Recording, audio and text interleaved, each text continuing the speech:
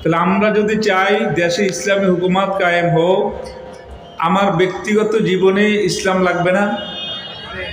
পারিবারিক জিন্দিগি, ব্যবসায়িক জিন্দিগি, আমরা মনে করি পারিবারিক জিন্দিগির ভিতরেই ইসলাম আছে, ব্যবসার ভিতরে ইসলাম নাই। ইসলাম এমন একটা জিনিস, প্রত্যেকটা সেক্টরে ইসলাম আছে।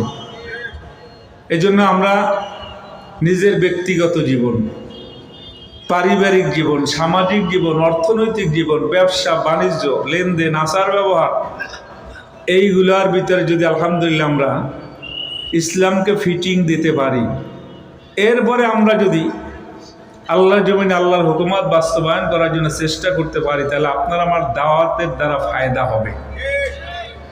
খোদ আমল করনি কি সেवा दूसरा को वास करना बेहुदा बकबक करना है। নিজে আমল করা ছাড়া আর একজনকে নসিহত করা, ওসিয়ত করা, এটা বেহুদা বকবক করা ছাড়া কিচ্ছু না। কথা বলে না? তাহলে ইনশাল্লাহ আমরা আল্লাহর জমিনে আল্লাহর হুকুমত বাস্তবায়ন করার চেষ্টাও অব্যাহত থাকবে, আমলও অব্যাহত থাকবে। আলেম ওলামাদের সাথে আমরা সুসম্পর্ক রাখবো, মসজিদের সাথে সুসম্পর্ক রাখবো, মাদ্রাসার সাথে আদাওতি করব। কথা বলে না? আদাওতি বোঝেন নাই? দুশ্মনী করবো মাদ্রাসার সাথে। এদেশে মাদ্রাসা বেশি হওয়ার পরে আমাদের কি সুবিধা হয়েছে না অসুবিধা হয়েছে? মাদ্রাসা আরো বাড়ুক, মসজিদ আরো বাড়ুক। যত মাদ্রাসা বাড়বে তত আলেম বাড়বে, যত মসজিদ বাড়বে, কথা বলে না, আরো জোরে বলেন, অত নামাজি বাড়বে। এদেশে আলেম ওলামা যখন বেশি হবে, এদেশে আল্লাহ ওয়ালা তত বেশি হবে। এই জন্য আল্লাহ পাকের দরবারে আমরা দোয়া করি, এদেশে যত মাদ্রাসাগুলো আছে আল্লাহ পাক যেন মাদ্রাসাগুলোকে কবুল আর মঞ্জুর করে নেয়। এই জন্য আপনাদের সময় একটু আমি আবদার পেশ করি, আলোচনার সামনে মোটেই করব না।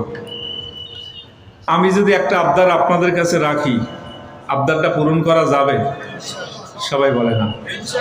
পারবো তো? অনেক কথা বলে না, অনেকে মনে করেন কি আবদার আবার, জান আমার, মালও আমার।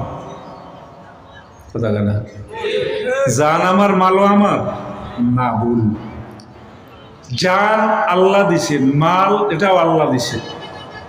আল্লাহ বলেন জান এবং মালের বিনিময়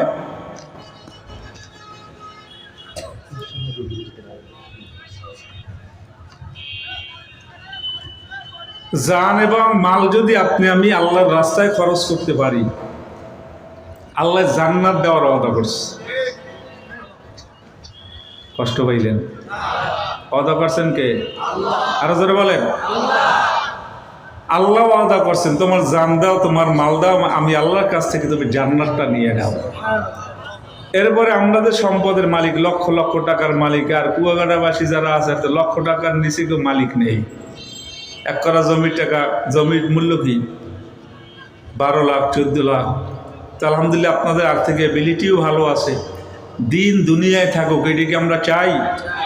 কারা কারা চাইতে হওয়ার জায়গায় দেখি আল্লাহ পরে এত আসতে কেন হয় না? আরো জোরে, আরো জোরে হয় না? আরো জোরে নারায়ে তাকবীর। কোরআনের আলো এখন যে ঘরে ঘরে জ্বালায়, কোন জায়গায়? ঘরের বাইরে। আবার বলেন কোরআনের আলো, নারায়ে তাকবীর। আবার বলেন কোরআনের আলো, কোরআন সুন্নাহর আলো। আল্লাহ আমাদের সকলকে কবুল এবং মঞ্জুর করুন।